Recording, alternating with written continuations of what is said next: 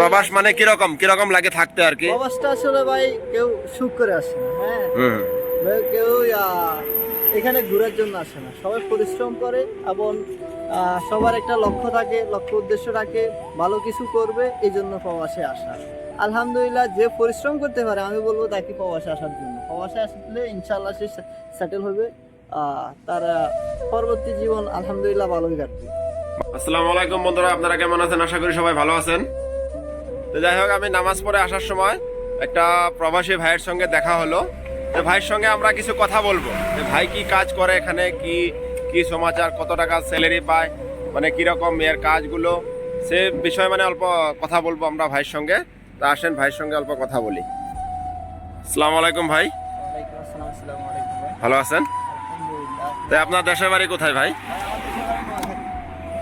দেশের বাড়ি কোথায়? নোয়াখালী। নোয়াখালী। যাই হোক, মানে আপনি এখানে কি কাজ করেন? আমি এখানে গাড়ি ধোয়ার কাজ করি। গাড়ি ধোয়ার কাজ করেন? অনলাইনের কাজ, অনলাইনে কোম্পানি গাড়ি তলব করে আমরা যাই, লোকেশন ট্যাগ করি, ওই জায়গায় যাই, গাড়িগুলো ধুই, এরপর কমপ্লিটলি চলে আসি। কতদিন ধরে থাকেন আপনি এখানে? এখানে প্রায় 3-4 মাস হয়েছে আমি। 3-4 মাস হচ্ছে মোটামুটি। আমার ভাষাটা শিখছেন ইনশাল্লাহ? বাসা মোটামুটি মোটামুটি চলতে পারেন আর কি। আপনার বেতন কত? বেতন ভাই 2400 টাকার মতো পড়ে। বেতন কত পড়ে? 2400 টাকার মতো। 2400 টাকার মতন পড়ে।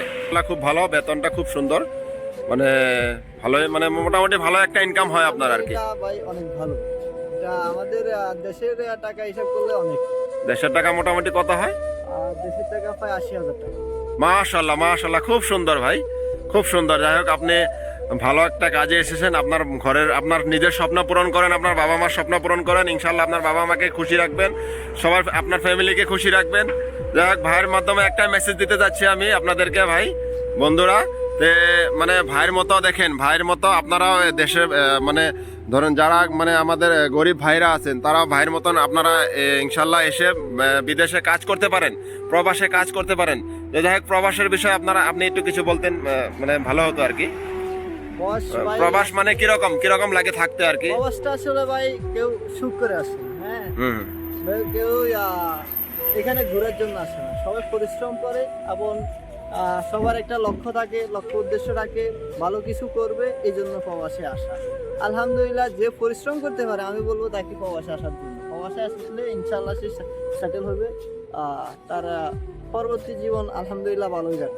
যাই হোক, আমাদের যেগুলো যুবক ভাই ব্রাদাররা আছেন, তাদেরকে আমি এটাই বলবো, যারা কষ্ট করতে পারেন, পরিশ্রম করতে পারেন, তারা এই ভাইয়ের মতোই দেশের বাইরে এসে নিজেদের স্বপ্নগুলো পূরণ করতে পারেন, নিজের বাবা মার স্বপ্নগুলো পূরণ করতে পারেন।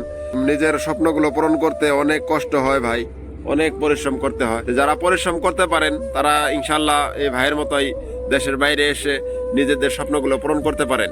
মানে আমার এতটুকুই কওয়ার ছিল, আমাদের যেগুলো গরিব ভাই ব্রাদাররা আছে, তারাও দেশের বাইরে আসুক, তারাও টাকা পয়সা ইনকাম করুক, তারাও তাদের নিজের স্বপ্নগুলো পূরণ করুক।